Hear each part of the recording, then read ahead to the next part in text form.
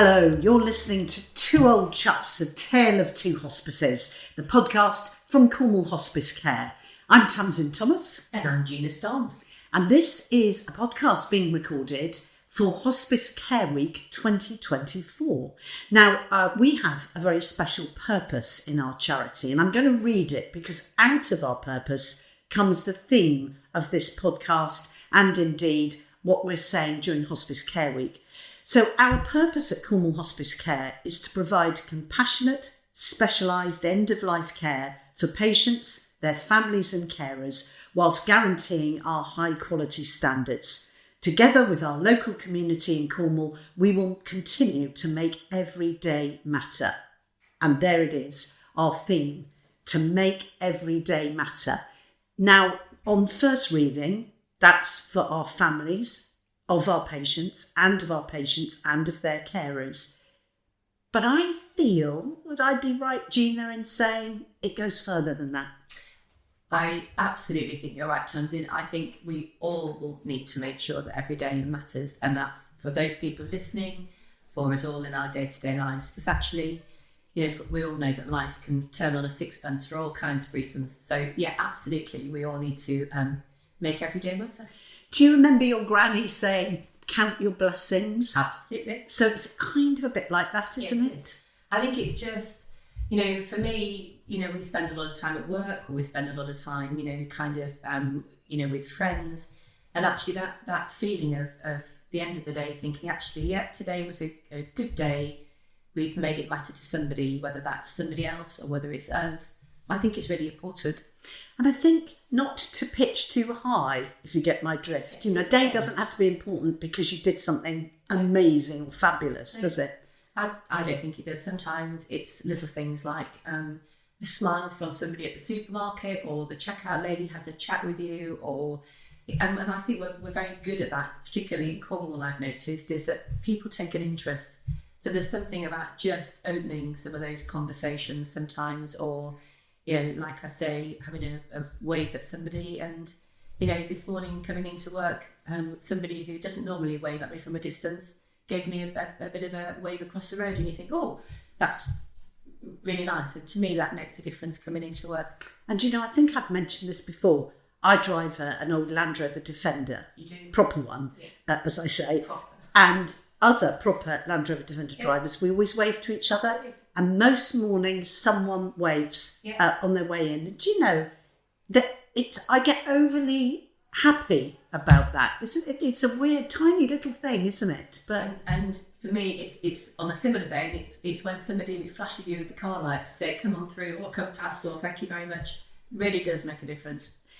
Here in our hospices, it is really important, isn't it? But again, it isn't the grand gesture always, is it? It can be the tiniest of things. I think it can. It's about just checking in with somebody, making sure they're okay, or putting the kettle on in the concourse, or asking somebody about a cup of tea, if they want a cup of tea or a coffee. I think it's just those little things that show that there's that human touch between people, and that's really important. And I think also it's important to tell people, especially people who support our charity. Let's face it, Cornwall Hospice Care wouldn't be here without all those community of Cornwall having coffee mornings, doing runs and everything else. Because I think sometimes they don't know that they're also funding little special moments for our patients that are nothing to do with treatment. Yeah, absolutely. And those moments are something that I think we all here feel very proud to be able to support. So for me, it's very much that bit that makes us different. So we can do some of those things that are really special. Please excuse the diddly-dar. That was just to make sure we were both awake and attending this particular podcast. Well, for Hospice Care Week, we wanted to share some of the ways that we make everyday matter in our hospices. So we asked some of our frontline staff if they would share memories of when they felt they might have made a day matter. Now, I have to say, this is very good of them, because this talking and doing interviews and films and things like that is not not their natural field, is it? And sometimes I think they see me coming and they walk the other way, or maybe run. But actually, that there are some extraordinary stories, and they all told them so beautifully. So I thought we could go through them and sort of have a listen and discover the ways in which we make everyday matter. So let's listen to the first one. Great idea. Yeah. Hello, I'm Mark. I'm part of the housekeeping team and I'm the supervisor, and I work at St Julia's Hospice. One lady, when I was only been here a couple of years, and we used to have a good old chat, and the geese seemed to fly over every time I went into the room. And so it was always a bit of, you must be due, the geese are flying over. And the lady left. Unfortunately, she's come back again. And she said since she'd left, every time she hears the geese, she always thinks of me and the laughs and the jokes that we had. And unfortunately, the lady did pass. But funnily enough, now every time I hear the geese, I think of her too. A lady quite recently, who was only 51, who had cancer for 20 years, come back in 4 different places. But that was a person I would have loved to have known outside the hospice. She was proper down to earth, very matter of fact. I can't understand how people have suffered that long and have adjusted, have come to it, and she's been beaten so many times. But the positivity that she gave was great, and she was just normal. Her friends would talk to me, and then her friends would say she loves having the chats with you because you make her smile and laugh every day. Come in, you'd get to know her family. Her husband, she divorced when she was 30 because she thought cancer was going to finish it off quite early. But it didn't. For 20 years, she kept on going, and you could see the husband would come in, ex-husband, and the love was still there, but she wanted him to have a life outside of cancer, and he was young enough to carry on. And I found that very touching. Walking in there one day, and she was on the cuddle bed with one of her children, and they were both lying there, getting the guests ready for the wake. And it's things like that where you think, wow. And she said to me, I can remember saying, this is the best party I'm ever gonna be at as such, but not be there. And I said, well, yeah, maybe in spirit, and you'll have a good laugh at everybody else's expense. But it's just things people are so strong when it comes to things like that. It's amazing, isn't it? And one of the things I learnt from that was that Mark said they talk to us because we don't come into their room to do anything medical. And I hadn't thought about that. I think, that's what's lovely about Mark's memory is actually it's all those memories that that the support team have around what happens, what I would term clinically or medically. And actually that all contributes to people, and all those people make a difference, whether it's, our maintenance team popping in to change a light bulb. There'll be all sorts of stories about football teams and, things that actually aren't relevant to what's going on. But, I think we forget sometimes actually the impact that Mark and the teams have on patients as well as the other way around. So, fantastic stories. And really kind of Mark to share that. Absolutely. He really isn't keen on being interviewed, but it was lovely. And just tell us, in case people haven't heard about them, about the cuddle beds. He referenced a couple being in the cuddle bed. Yeah. So the cuddle beds are beds that can be made just a little bit wider so that actually people can be together and can snuggle up together. And whether that's, your partner or your kids or your grandkids or the dog or, anybody else that might come into the room, it just gives people that bit more space. And that's what we're aiming to have across the board at both sites here, because actually it is really important to do those, things that you would do at home on the double bed or on the sofa, or, actually it's just really that closeness is really important for people. Super. Let's hear another one, shall we? Hello, my name is Sarah and I'm one of the senior staff nurses at St Julia's Hospice in Hale. I just want to talk a little bit about what we do to make things matter for the patient. So for me, although we do some fantastic, really big events, maybe in big things in people's lives, for me, it's the little things. It's the fact that in St Julia's, all our rooms lead on to the garden, and they're all individual rooms, so everybody can see the outside, they can see the greenery, they can see flowers and colour, which I think is so important when maybe people have been in hospital and not had access to outside at all. We have a team of fantastic volunteers who have really made the garden, this year in particular, despite all the rain, have made the garden look absolutely stunning. So that really matters for people, nature.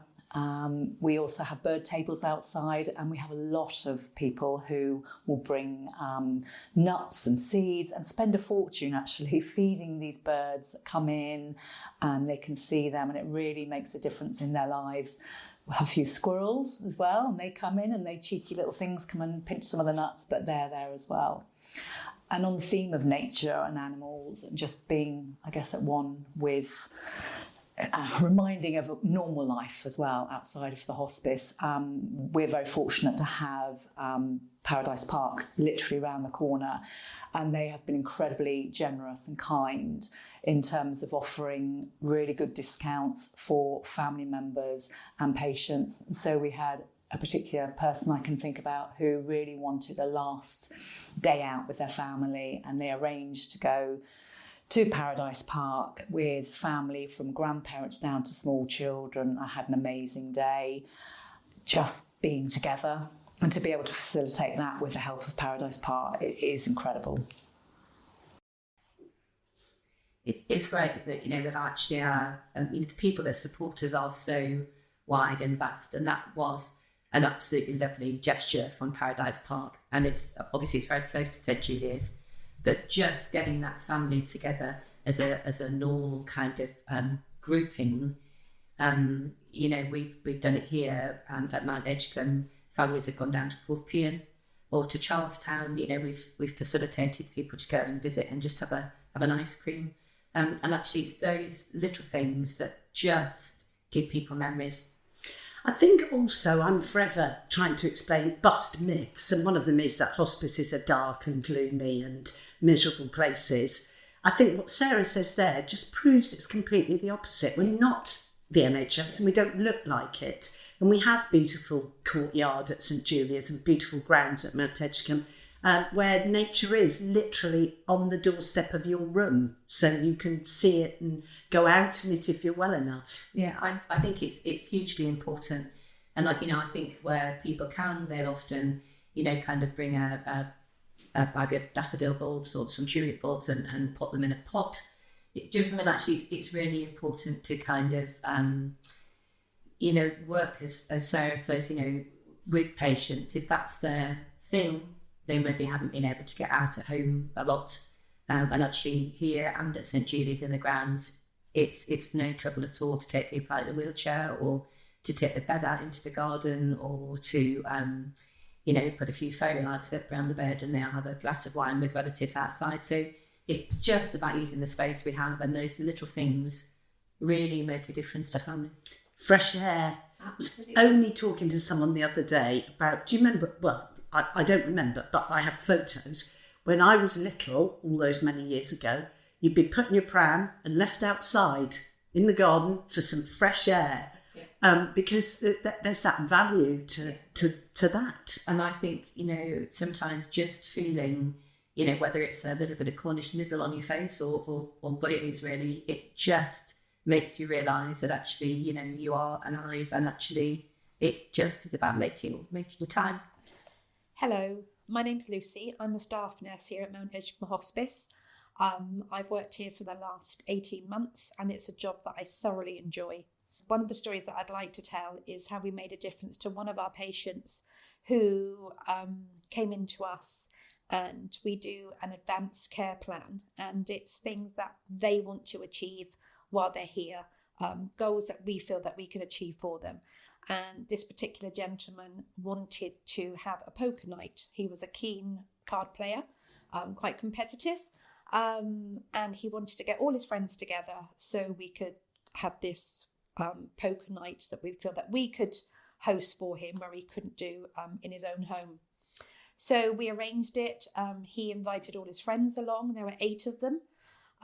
And then he also ordered a trophy, a glass trophy, and it was all inscripted about, I think it said Mount Edgecombe Hospice Poker Winner 2024.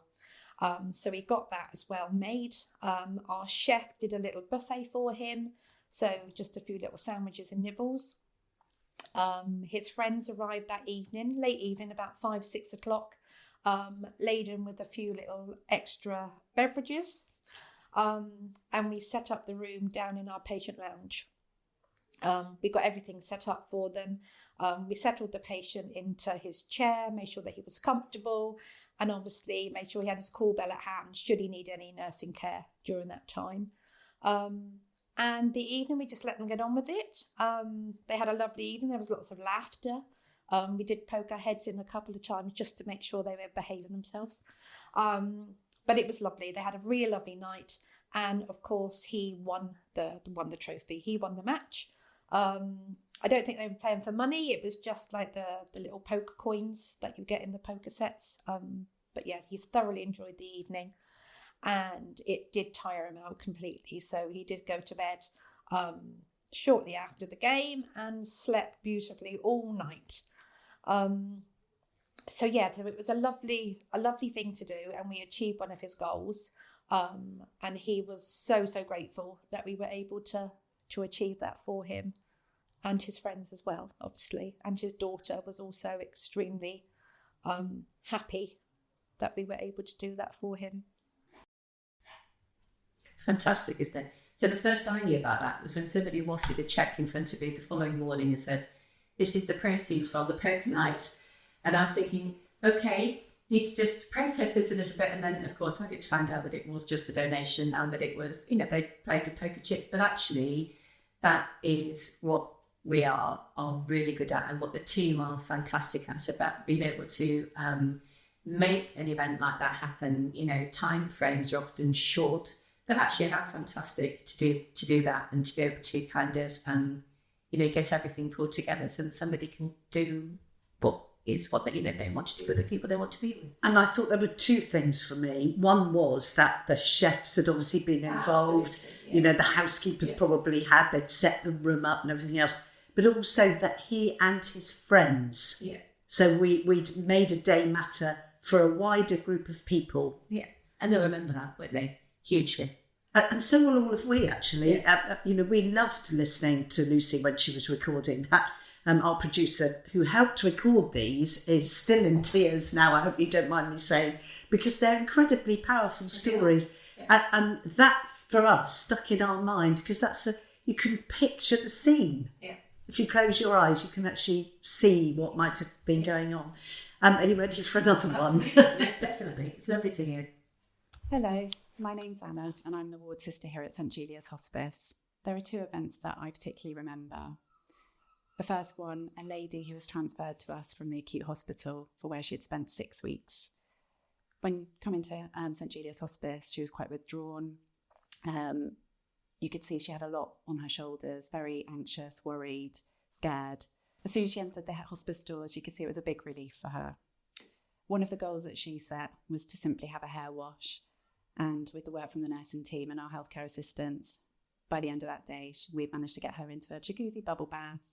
We had the diffuser going in her room, so she had the smell of the aromatherapy oils, and she was having a hand and a foot massage, and you could see she just really enjoyed it. And going forward, that became almost a daily occurrence, which she loved. The second moment I remember was another lady who had come in, and one of the goals that she had created was to go and visit White Christmas with her family, which she did every single year. Which was in Plymouth, and it was at the Plymouth Pavilions. And the goal was to get her there, but unfortunately she became too unwell to attend. So we made a White Christmas here at St Julia's. So what we did was we put our big screen up into the sanctuary. We got a red carpet. We had our little popcorn pots, and her family came in and joined her. We decorated her bed like a sleigh. and wheeled her up into the sanctuary so she could watch the White Christmas on the big screen with her family. So not quite what she wanted, but hopefully the next best thing. Amazing, isn't it, really? And I have to say, our teams are very creative. What they can't do with the sea of papier-mâché, bedpans and things is really not worth knowing about. and I can absolutely, you've seen pictures and it's lovely. And I think, for me, it's about adjusting people's goals. So actually taking what matters, which is being together with the family, watching this film and bringing that to where people can manage to be. And how lovely to have those two very different things. So the fairly big setting up White Christmas, everything, but the lady with the hand and foot massage and the bubble bath. We take those things for granted. Yeah. But sometimes we must remember not everybody does. Yeah, and they're not normal bubble baths. Our baths are ginormous baths with lots of bubbles. So actually, that's what would be lovely. So it's a bit more like a spa bath. So to be able to have that and to relax and to enjoy it is really you forget sometimes. You're right. You forget how much of a difference it is when people haven't been able to get into the bath safely at home for a long time before they've gone into hospital, and actually a bath is a bit of a rarity. And actually, it's just that relaxing time. And if you're listening and you have done something or raised money or made a donation for Cornwall Hospice Care, our little one county charity here in Cornwall, you can thank yourself because you've helped buy that big bubble bath that's made all that difference. You'd be very proud of that. Yeah.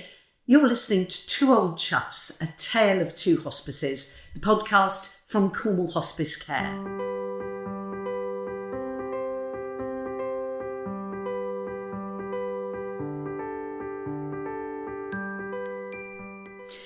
Well, we're celebrating Hospice Care Week 2024, and our theme at Cornwall Hospice Care this year is Making Every Day Matter. It's part of our purpose, and it's about making every day matter for our patients, for their families, their carers, their friends, but for all of us. We can all find ways to do that, and we're sharing stories from our front line with some of those who are right there helping our patients and have memories that they too enjoy reflecting on. So let's hear one of them now. Hello, my name's Alice. I'm one of the nurses at St Julia's Hospice in Hale. I'm going to talk about some of the moments I remember when we made a patient's day special. So one day last summer we had a patient and it was their birthday. And it was probably going to be their last birthday, so we wanted to make this day extra special for them, and they really enjoyed every year celebrating their birthday with their family. That was something that really mattered to them. So it was sort of a team effort. Our chef made a beautiful cake. The patient's favourite was a Victoria sandwich. We had a gorgeous day. Sunshine was out. All the team got together and sung happy birthday. Went in the room, and the patient was just over the moon and burst into tears. And we had a present that was donated by a local shop. It was just a lovely day for that patient and their relatives to all get together and celebrate. And it's just about creating a home from home and making that really special for everyone involved. And it really helped the morale as well of the team and a day that we remember, for years to come. Another memory from a recent night shift that I did, it was a Saturday night, doing the medications round and visiting one of our sort of long stay patients, and out the corner of my eye we saw a hedgehog in the window, and the patient spotted it as well. It was not the first time she's seen this hedgehog, and we've now named it Hattie, and she said to us that it just made her hospice stay, and she really enjoyed that and was taking pictures on her phone and taking videos and FaceTimed one of her family members. It's just really lovely to see her light up with a smile and just know that moment really mattered to her. I think it's just really important, isn't it, to notice those different things and those little, almost insignificant things that we think of sometimes, because these events will happen every day to all of our patients, but you never know what's actually going to make that difference, do you? And how lovely to, kind of have a relationship with Patty the hedgehog. And I have to say, we don't introduce this wildlife. You know, we can't promise you're going to be catty or the very fat, the deer or the very fat squirrels that we have at Mount Edgecombe. But it is lovely, isn't it? And that's just a tiny thing, isn't it? One little hedgehog and made that huge difference. Yeah. And I think sometimes it's, it gives people something else to talk about. So the fact that, you can FaceTime your family with the hedgehog and, see kind of, something just normal really is lovely to take you away from what's going on. And I loved that Alice talked about with the first story that she told about the birthday. It lifted the team spirits. Yes, absolutely. So that goes back to making every day matter for us all. Absolutely. Yeah. It is. I think, sometimes it's a very difficult job to do, but actually there is always something that actually you think, yes, I feel very proud to have been part of that. And it's that privilege to be able to impact people at the end of life, which I think is probably what keeps us all going here, positive. On to the next one, I think. Hi, my name's Claire. I'm one of the nurses at St Julia's Hospice. I'm here today and I'm going to talk to you about a memorable day that I had here. So we had a patient that was a very young girl, and she used to do a lot of volunteering at one of the donkey sanctuaries, and she really wanted to have a donkey come in for the day, which sounded a bit of a challenge. So it was all arranged for this donkey to come in on a Monday, and we got a phone call on the weekend. Could the donkey come in today? A little bit difficult because we don't have any senior staff on a weekend. So we were like, oh, it'll be fine. So we said, yeah, the donkey can come in. Of course it can.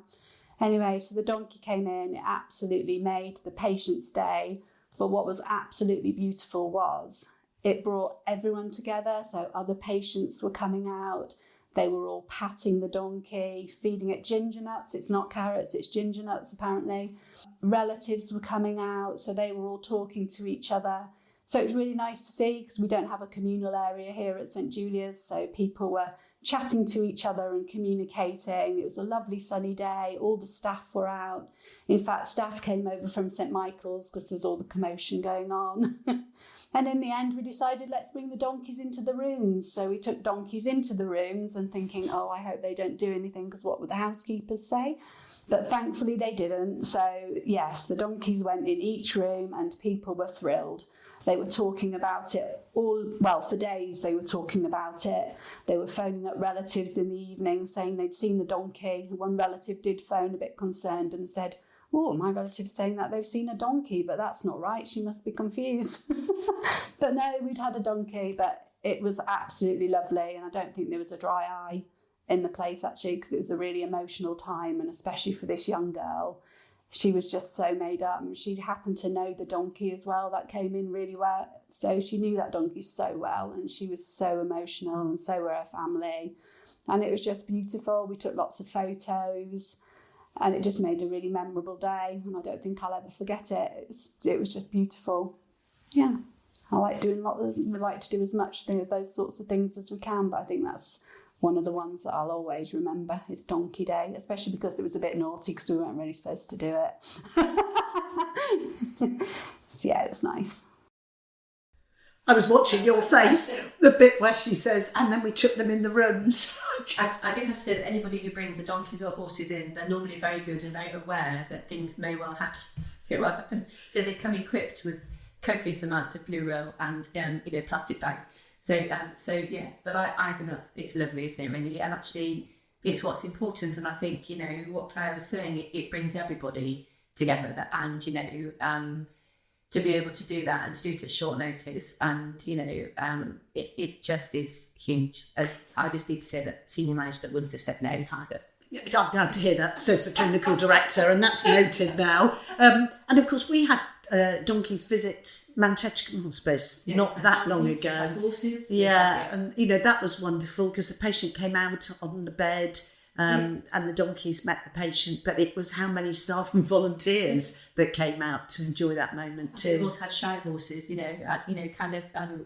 I think dogs and cats are really just a little, kind of, well, we kind of get used to them now, don't we? We don't even notice them in a way. But it's spectacular that we can do that, and gosh, that clearly made a difference. And I loved her calling it Donkey Day. It's remembered as Donkey Day. Wonderful. There's more. Fantastic. Hello, my name is Della. I'm a healthcare at St Julia's Hospice. I've been here nearly 5 years. I was on the bank beforehand and then liked it that much that stayed and got a permanent contract. I've worked in several places, but I must admit, this is where I enjoy. got a bit emotional there. But things we do is, we do think out of the box here. It's very, very different. Everybody's an individual. We treat them as an individual. We can do things which we've got time to do. The staff are all like-minded people as well. But I think what sticks in my mind, and this is what I'm thinking about, is we had a dear lady come in. She was really anxious, really nervous, quite shut down, and she loved a horse. Obviously, a horse is a big creature, and I love horses too. I helped in it. I didn't do all the planning of the horse coming in because we work as a team, and that's what's good. You know, it's teamwork. We managed to get the lady's horse through the garden, cut carrots up. The lady's face, I'll never ever forget it. Managed to pull her bed out into the garden, and it was like as if her horse knew. It was nuzzling her, she was feeding it carrots. It was all there. It was magical, absolutely magical. Then we took photos, and she had some lovely photos. She changed with us. She trusted us, and she trusted everybody because that was one of her wishes. She had all the pictures around in her room, and yes, she passed, but she passed looking at this creature, which was her life. So, yeah, it was wonderful. And I go around to local shows with my horses, and this horse has got a beautiful home. I still see the horse, and it's just wonderful. But it is teamwork, and it is the people you work with as well. Fantastic. That was a hard one for me. You know, my daughter's got a horse, and there is an amazing bond between a horse and the person who looks after it, and I can just feel what that must have been like. It's extraordinary. But there's that teamwork again. Yeah, I think it's what makes us tick right the way across. So, you know, clinically, support staff, you know, everybody. It's really important that we acknowledge that, you know, none of us can do what we do without the support of the rest of the team. So, you know, when we talk about the clinical, you know, kind of fantastic bits like that, it's things like, you know, your pictures in All Together or our social media that get the message out to everybody. So those people that are working in Daniel's Lane, you know, sorting stuff out for us, they know actually that's what the link is to make the difference. And I think also when you're talking to people, when you're fundraising, you know, if you can say, it's not just about them paying for the beds and the nursing care, it's about funding us so we can do those little things. Yeah. I think people should hold that close to their heart. They really should. And if you want, you're listening to the soundtrack to little films we made. So if you'd like to see these people, because they sit in front of the camera to tell their stories, you can go to our YouTube channel. Just go to YouTube and put in Cornwall Hospice Care. Our channel comes up, and then you can look for these lovely little films where they sit and tell the camera, basically, their story. I wonder if, in a way, we've saved a good one for the end. Because this is lovely Elaine, and we, during Hospice Care Week, also share our annual impact report.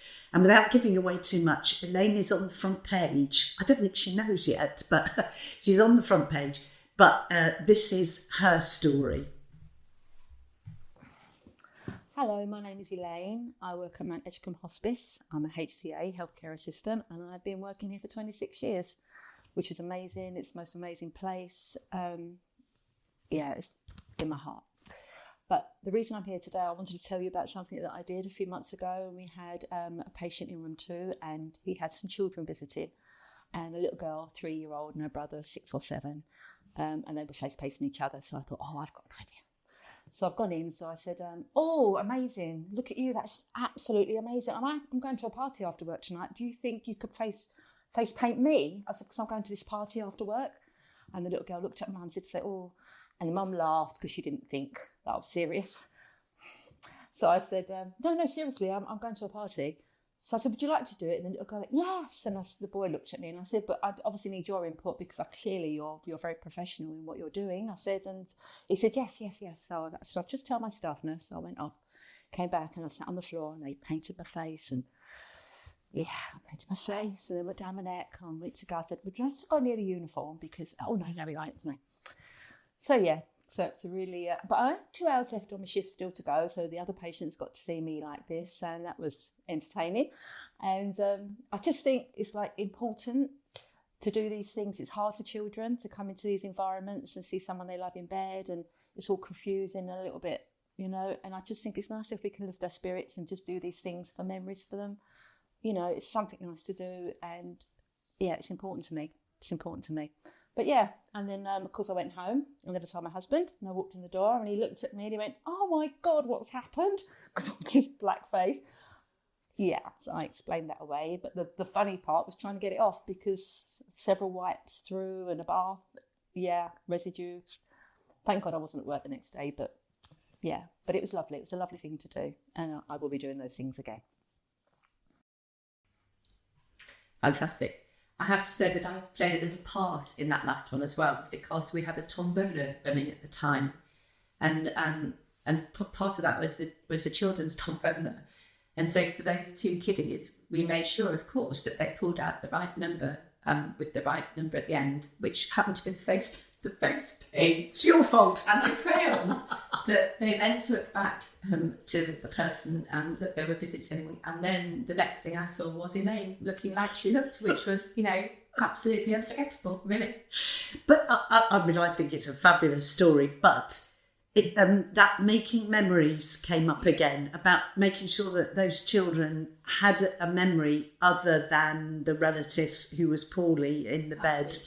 And also for their mum and dad as well, they're bridging that gap between looking after the kids and looking after their parent, and actually, just a few minutes on their own is lovely. They know that they're safe here with Elaine, although whether Elaine was safe with them, I don't know.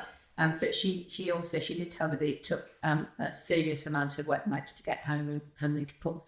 And of course, that's another myth that that the people we have in the hospices are elderly. We get all ages through our hospices from 18 onwards, but also we get children who are grandchildren, and children of parents who are sadly in with us. And so there's that dynamic too. Sometimes we are having to work with very young people who are going to be bereaved, which is tricky. And we've got teams who will support with that. So the ward staff will support with that, and we have support teams around that will absolutely help parents break bad news, or they can kind of work with families through that.